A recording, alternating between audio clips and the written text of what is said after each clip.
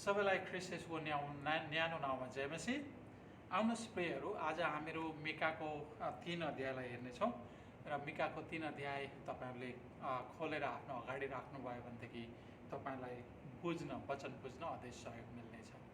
आउनुहोस् प्रार्थना गरौँ वचन हेर्नुभन्दा अगाडि। परमप्रभु परमेश्वर, हामी तपाईँलाई धन्यवाद दिन्छौँ र यस समय फेरि पनि हामी तपाईँका मानिस तपाईँको वचनको वरिपरि आएका छौँ। तपाईलाई धन्यवाद भएको होस्, यो अवसर हामीलाई दिनुभयो र हामी यसरी भेला हुन पाएका छौँ। पवित्र आत्मा परमेश्वर, हामीलाई सहयोग गर्नुहोस् तपाईँको वचन बुझ्नको निम्ति। हे परमप्रभु, मेरा चट्टान, मेरा उद्धारक, मेरा मुखका शब्द र मेरो हृदयको ध्यान तपाईँको दृष्टिमा ग्रहण योग्य हुन्। येशू ख्रिस्टको उच्च अनि पवित्र नाममा आमेन। आजको वचनको शीर्षक मैले लिएको छु प्रियहरू, परमप्रभुका आत्माद्वारा शक्ति र पराक्रमले पूर्ण मानिस। एक दिन एक अति नै सुन्दर चित्र अवलोकन गर्ने मैले मौका पाएको थिएँ। चित्रकारले त्यो चित्रलाई अति नै विचित्र रूपले कोरेको थियो। जसरी एउटा कसाईले एउटा खसी काट्ने अथवा बङ्गुर अथवा राँगा भैँसी, होइन, हामीलाई थाहा छ, एउटा कसाईले खसीको हाड, मासु, कलेजो, फोक्सो हरेक कुरा भाग भाग लगाउँछ, त्यसरी नै चित्र पनि भाग भागमा विभाजित गरिएको थियो। मिका अगमवक्ताको 3 अध्यायमा इस्राएलका शासक, पुजाहारी र झुटा अगमवक्ताहरूलाई पनि एक अति नै अन्यायी र निर्दयी कसाईहरूसँग तुलना गरिएको छ। इस्राएलका शासक, पुजाहारी र झुटा अगमवक्ताहरूले परमेश्वरका मानिसहरूसँग अति नै अन्यायी, निर्दयी अनि दयाहीन कसाईको व्यवहार गरेको आरोप मिकाले लगाएका छन्। आउनुहोस् मिका 3 अध्यायको 1 देखि 3 पदलाई म पढ्नेछु। अनि मैले भने, हे याकुबका अगुवाहरू, हे इस्राएलका घरानाका शासकको, ध्यानसित सुन। के तिमीहरूले न्याय जान्नुपर्ने होइन र? तिमीहरू जसले भलाइलाई घृणा गर्छौ र खराबी रुचाउँछौ, तिमीहरू जसले मेरा प्रजाको छाला काट्छौ र तिनीहरूका हाडदेखि मासु निकाल्दछौ, तिमीहरू जसले मेरा प्रजाको मासु खान्छौ, तिनीहरूका छाला काट्छौ र हाडहरू टुक्रा टुक्रा गरी भाँच्दछौ र भाँडामा हाल्ने र खड्कुलोमा पकाउने मासुलाई चाहिँ तिनीहरूलाई टुक्रा टुक्रा पार्दछौ। मिकाले 1 देखि 3 पदहरूमा दिएको वृत्तान्त पढ्दा अङ्ग नै जिरिङ्ग भएर आउँदछन्। इस्राएलीहरू जङ्गली जनावर भन्दा पनि तल गिरिसकेको कुरा मिका बताउँछन्। एक मानवले अर्को मानवसँग कसरी यस्तो व्यवहार गर्न सक्छ? एउटा इस्राएली दाजुभाइले अर्को इस्राएली दाजुभाइहरूसँग कसरी यस्तो भयानक, अन्यायी, निर्दयी, दयाहीन कसाईको जस्तो व्यवहार गर्न सक्दछ? इस्राएलका शासक, पुजारी र अगमवक्ताहरूले कसरी सर्वसाधारण इस्राएलीहरूको छाला काट्ने, हाडदेखि मासु निकाल्ने, मासु खाने, हाडहरू टुक्रा टुक्रा गरी भाँच्ने जस्ता कसाईको व्यवहार गरेका थिए त प्रियहरू? यो कुरा हामीहरूले मिका 2 अध्यायको 2 र 9 पदलाई हामीहरूले पढ्यौँ भनेदेखि त्यहाँ छर्लङ्ग लेखिएको छ। उनीहरूले चाहिँ गरिब दुखीहरूको जमिन खोज्ने, विधवा र अनाथहरूको घर हडप्ने र बाटो हिँड्ने मान्छेहरूलाई चाहिँ लुट्ने जस्ता कामहरू गरेर चाहिँ एउटा कसाईको जस्तो व्यवहार गरेका थिए। अनि मिका 3 अध्यायको 5 र 11 पदलाई पनि आउनुहोस् पढौँ। परमप्रभु यसो भन्नुहुन्छ, मेरो प्रजालाई कुमार्गमा हिँड्न लगाउने अगमवक्ताहरू चाहिँ कसैले तिनीहरूलाई खान दिँदा तिनीहरू शान्तिको घोषणा गर्छन्, यदि त्यसले खान दिएन भने त्यसको विरुद्धमा लडाइँ गर्न तिनीहरू तयार गर्दछन्। अनि 11 पद, त्यसका अगुवाहरू घुस खाएर न्याय गर्दछन्, त्यसका पुजारीहरू ज्याला लिएर सिकाउँछन्, त्यसका अगमवक्ताहरू पैसाको लागि अगमवाणी कहन्छन् तापनि भनेर चाहिँ यहाँनिर भनिएको छ। हेर्नुहोस् है त, उनीहरूको व्यवहार चाहिँ एउटा कसाईको जस्तो थियो। परमेश्वरको वचनलाई चाहिँ उनीहरूले के गरेका थिए त भन्दाखेरि एउटा पैसा कमाउने भाँडो बनाएका थिए, अथवा एउटा अगुवा भएर चाहिँ उनीहरूले चाहिँ मानिसहरूलाई लुट्ने काम गरेका थिए। इस्राएलका शासक, पुजारी र अगमवक्ताहरू यहाँभन्दा अरू तल गिर्ने ठाउँ हामीले देख्दैनौँ। प्रियहरू, लोभ र लालचले मानिसलाई राक्षस र दानव बनाउँछ भन्ने प्रमाण पनि यही नै हो।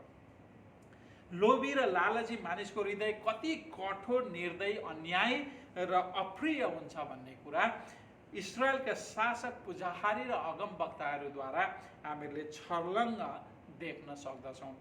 लोभ र लालचले परमेश्वर र मानिस बीचको सम्बन्धमा शत्रुताको प्रखाल खडा गर्दछ। लोभी र लालची मानिस परमेश्वरको शत्रु हो। त्यसैले परमेश्वर लोभी र लालची मानिसलाई मन पराउनुहुन्न। 3 अध्यायको 6 देखि 7 पदलाई फेरि पनि हामी पढौँ।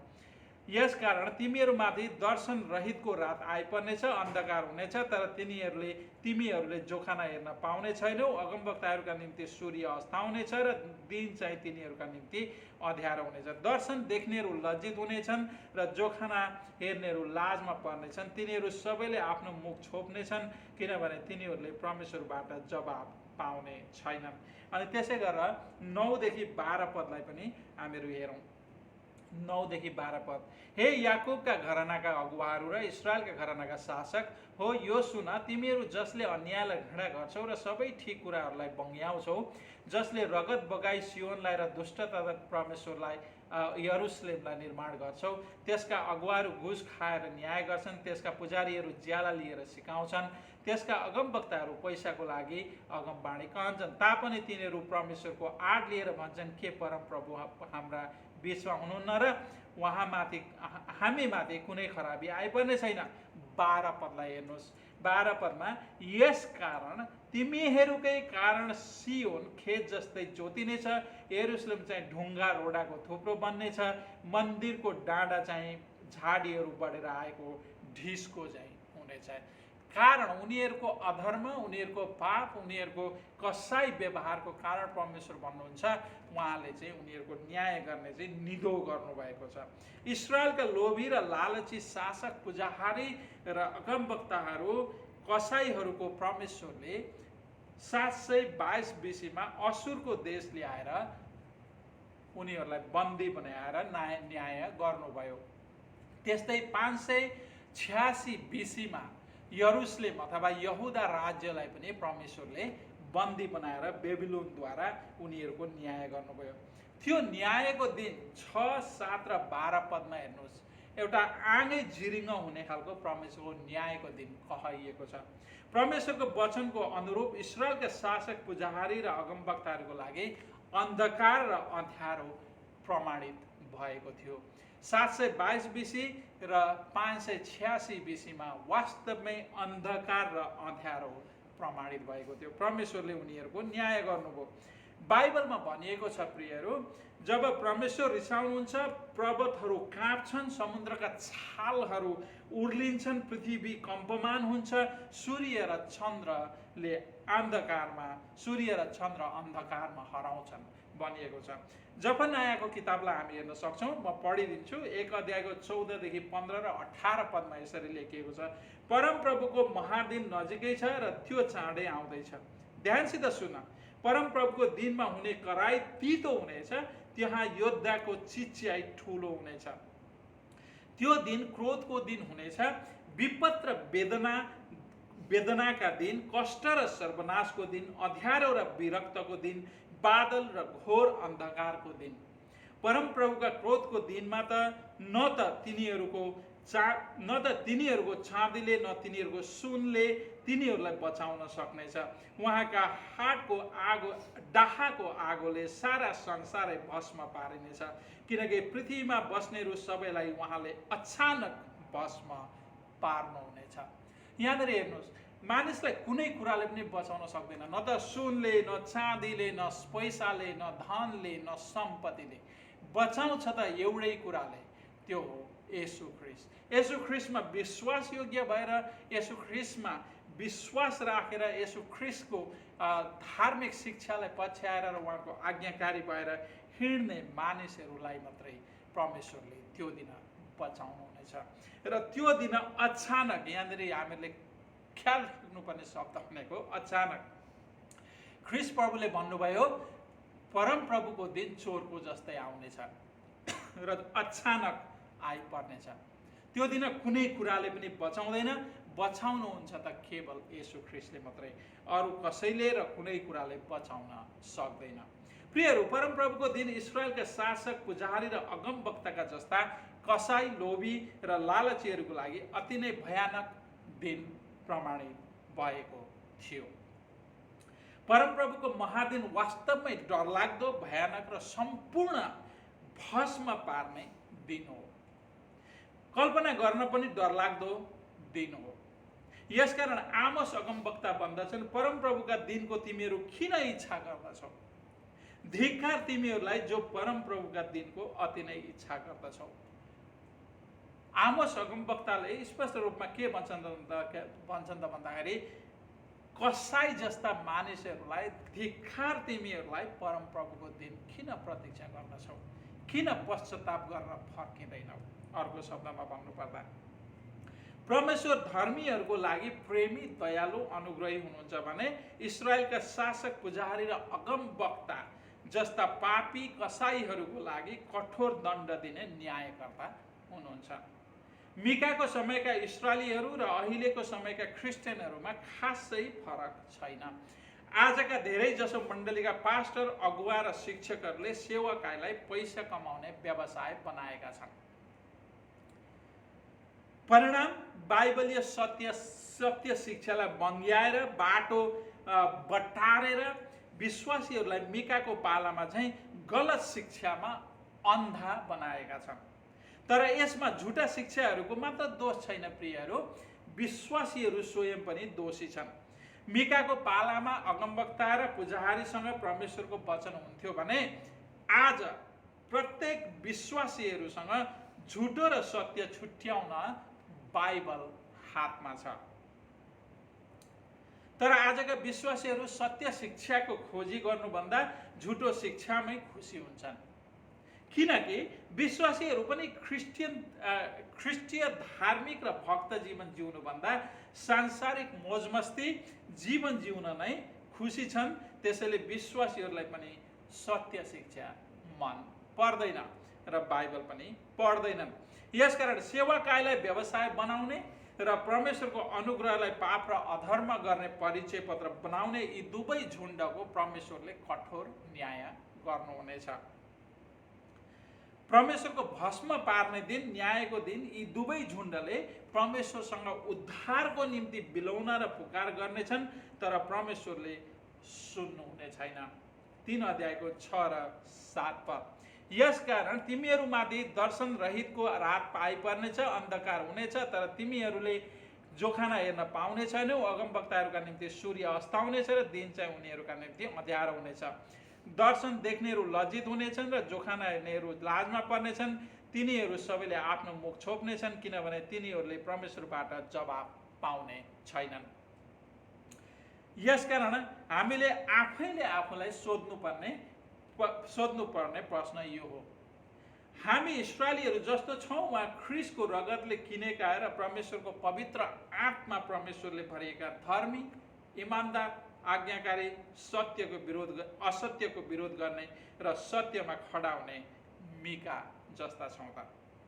प्रियहरू, परमेश्वरको धार्मिक राज्य मिका जस्ता धर्मी, इमानदार, आज्ञाकारी, असत्यको विरुद्धमा खडा हुने र सत्य शिक्षा र परमेश्वरको भक्त भएर आफ्नो सारा हृदय, प्राण, समझ र शक्तिले प्रेम गर्ने मानिसहरूको लागि मात्र हो।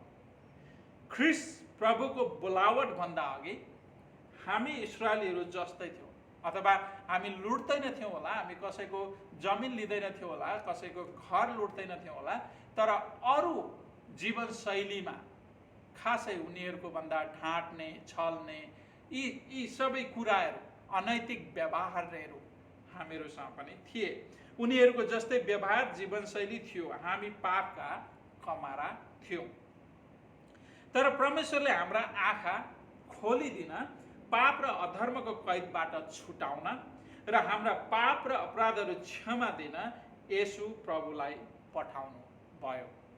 त्यसैले लुकाको 4 अध्यायको 18 देखि 19 पदमा हामीहरूले त्यहाँनिर भेट्दछौँ। ख्रीष्ट प्रभुले भन्नुहुन्छ, लुका 4 अध्याय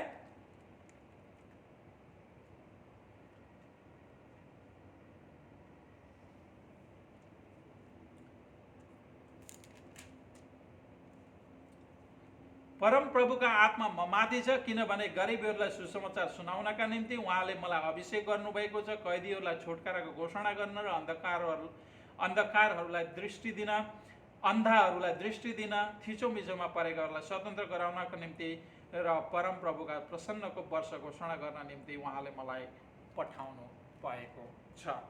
सो उहाँले हाम्रो पाप र ख्रिस्ट येशू एउटा परमेश्वरले अभिषेक गरेको एकमात्र उद्धारकर्ता, उहाँले हाम्रो पाप र अधर्मको मोल क्रुसमा चुकाउनु भयो र हामीलाई अन्धकारबाट निकालेर ज्योतिको सुसमाचार सुनाउनु भयो। हामीले पाउनुपर्ने सजाय र दण्ड ख्रिस्टले लिनुभयो र उहाँले खाएको कोर्राको चोटले तपाईँ र मेरा पाप र अधर्म क्षमा भए। प्रश्न यो प्रियहरू, परमेश्वरले यी सबै काम हाम्रो साटोमा किन गर्नुभयो त? किन गर्नुभयो? किनभने हामी ख्रिस्ट विश्वासीहरू परमेश्वरले गर्नुभएको अनुग्रहप्रति धन्यवादी भएर यो अधर्मी संसारमा परमेश्वरका आज्ञाकारी मानिस भएर उहाँलाई प्रशंसा पार्ने कलङ्क रहित असत्य घृणा गरेर सत्यमा निडर भएर खडा हुन सकौँ र पवित्र आत्माको पूर्णतामा धार्मिक शुद्ध पवित्र जीवन जिउन सकौँ भनेर यो सबै हाम्रो साटोमा गर्नुभयो। मिकालाई नै हेरौँ प्रियहरू, उनी कसाईहरूको माझमा एक्लो मानिस कसरी कलङ्क रहित खडा हुन सके? मिका 3 अध्यायको 8 पद। तर म त याकोबलाई तिनीहरूको अपराध र इस्राएललाई तिनको पाप जनाइदिनलाई परमप्रभुका आत्माद्वारा शक्ति, न्याय र पराक्रमले भरिपूर्ण छु। कसरी उनी कलङ्क रहित खडा हुन सके त? कसाईहरूको बीचमा, कसाईहरूको समाजमा कुन कुराले उनलाई खडा हुन सहयोग गर्यो त? मिकालाई परमप्रभुका आत्माले कसाईहरूको माझमा पनि कलङ्क रहित, धर्मी, पवित्र, इमानदार, आज्ञाकारी परमेश्वरको भक्त भएर खडा हुन शक्ति दिनुभएको थियो। जुन पवित्र आत्मा मिकासँग हुनुहुन्थ्यो, उही शक्तिशाली पवित्र आत्मा तपाईँ र मसँग पनि हुनुहुन्छ। यसकारण मिकालाई कसाईहरूको माझमा कलङ्क रहित, धर्मी, पवित्र, इमानदार, आज्ञाकारी र परमेश्वरको भक्त भएर खडा हुन शक्ति दिनुहुने परमेश्वरले तपाईँ र मलाई पनि दिनुहुन्छ। तर आज धेरै क्रिस्चियनहरू पवित्र आत्माको शक्तिमा मिकाको चाहिँ कलङ्क रहित, धर्मी, पवित्र, इमानदार, आज्ञाकारी र परमेश्वरको भक्त भएर जीवन जिएको देखिँदैन। किन? कारण के हो? क्रिस्चियनहरूलाई झुटो शिक्षाले अन्धो बनाएको छ।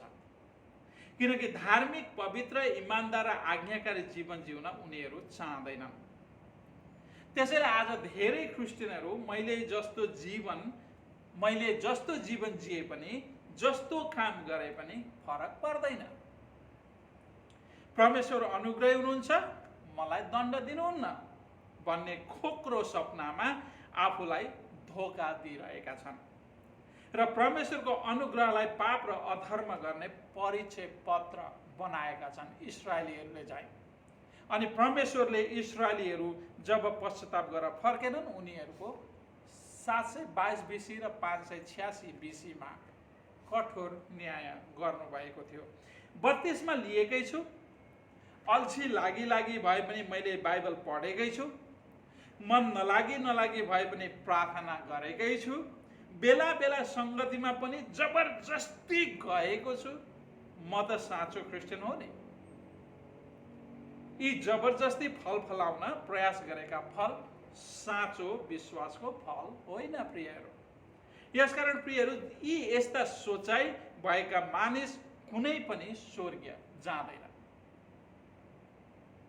किनकि क्रिस्चियन जीवन काममा होइन, ख्रिस्टमा राखेको अटुट विश्वासमा निर्भर हुन्छ।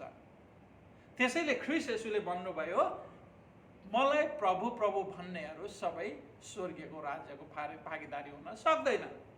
किनकि ख्रिस्टीय जीवन काममा होइन, ख्रिस्टमा राखेको अटुट विश्वासमा निर्भर हुन्छ। ख्रिस्टीय साँचो विश्वासले जीवन परिवर्तन गर्छ। परिवर्तित जीवनले कलङ्क रहित धार्मिक पवित्रता, इमान्दारिता, आज्ञाकारिता जस्ता जबरजस्ती रहित हौसला र उत्साहद्वारा असल फल फलाउने गर्दछ। हौसलामा धार्मिक पवित्र, इमान्दारिता, आज्ञाकारिता जस्ता असल फलहरू फलाउने गर्दछ। किनकि साँचो विश्वासमा पवित्र आत्माको शक्ति हुन्छ। जहाँ पवित्र आत्माको शक्ति हुन्छ त्यहाँ बाइबल पढ्ने चाहना, प्रार्थना गर्ने हौसला, सङ्गति जाने उत्साह, मानिसभित्र पवित्र आत्मा आफैले जागृति गराउनुहुन्छ। तर विडम्बना, आज धेरै क्रिस्चियनहरूले पवित्र आत्माको जागृतिलाई जबरजस्ती निभाएका छन्। पवित्र आत्माले बाइबल पढ्न, प्रार्थना गर्न र सङ्गतिमा भेला हुन ढकढक्याउनुहुन्छ। जा न जा भन्नुहुन्छ, घछेट्न खोज्नुहुन्छ, पढ्न भन्नुहुन्छ, प्रार्थना गर्न बाबु भन्नुहुन्छ, सङ्गतिमा जान भनेर झकझक्याउनुहुन्छ। तर क्रिस्चियनहरू फेसबुकमा, युट्युबमा, टिकटकमा बिन्दास हुन्छ। यदि तपाईँहरूलाई पनि यो कुराले मन छोयो भने तपाईँको आँखा खोलिदिने प्रयास गर्नुभएकोमा परमेश्वरलाई धन्यवाद र महिमा दिनुभएको होस् र दिनुहोस् र उहाँलाई नै महिमा भएको होस्। प्रियहरू, पवित्र आत्माको जागृतिमा जागौँ, पवित्र आत्मालाई दुखी नतुल्याउँ, किनकि पवित्र आत्मा तपाईँको र मेरो उद्धारको बैना हुनुहुन्छ।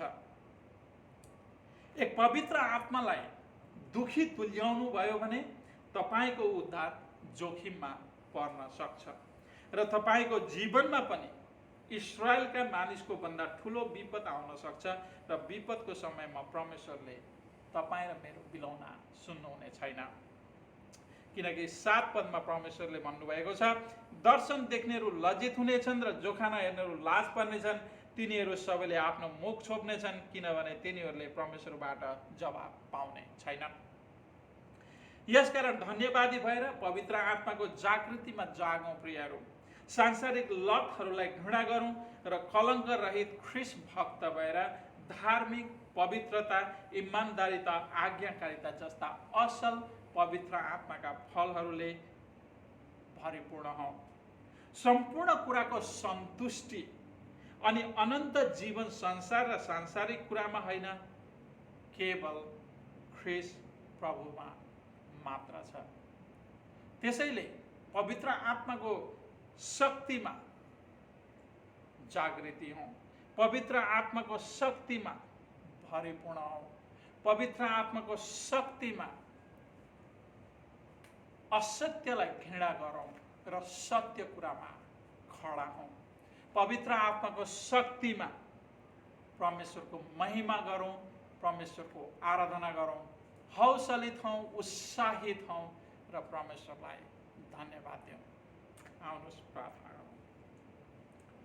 परमप्रभु परमेश्वर, हामी तपाईँलाई धन्यवाद दिन्छौँ। यो समय हामीहरूले तपाईँको वचनद्वारा सिकेका छौँ। हामीलाई तपाईँको एउटा पवित्र मार्गमा हिँड्न तपाईँको आत्माद्वारा सहयोग गर्नुहोस्, इमान्दारी हुन र तपाईँले देखाउनु भएको मार्गमा जीवन जिउन हामीलाई सहयोग गर्नुहोस् पिता, ताकि हामी तपाईँको महिमाको निम्ति, तपाईँको प्रशंसाको निम्ति जिउन सकौँ। तपाईँको पवित्र आत्माद्वारा हामीलाई हर पल तपाईँको महिमाको निम्ति जिउन हामीलाई सहयोग गर्नुहोस् पिता। तपाईँलाई धन्यवाद छ। हामी आफै सक्दैनौँ, तर तपाईँको सहयोग हामीलाई चाहिएको छ। हामीलाई सहयोग गर्नुहोस् र तपाईँको निम्ति जिउन हामीलाई अगुवाई गर्नुहोस्। तपाईँको महिमाको निम्ति र तपाईँको नामको खातिर तपाईँलाई धन्यवाद छ। येशू ख्रिस्टको उच्च अनि पवित्र नाममा आमेन।